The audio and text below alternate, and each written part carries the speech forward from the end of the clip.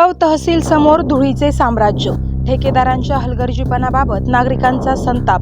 शेवगाव तिसगाव ते पैठण या राष्ट्रीय महामार्गाचे काम सध्या सुरू असून शेवगाव तहसील कार्यालयासमोरील रस्त्याचे अधोरे काम अपूर्ण अवस्थेत आहेत.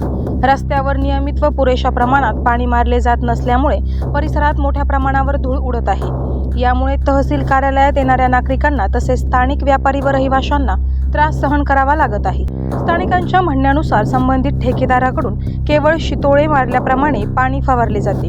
दिवसभरात फक्त एकच टँकर फिरवला जातो. यामुळे रस्त्यावर पुरेशी ओल राहत नाही. परिणामी वाहनांच्या ये-जा दरम्यान मोठ्या प्रमाणात धूळ उडून परिसर धुळीने व्यापला जातो.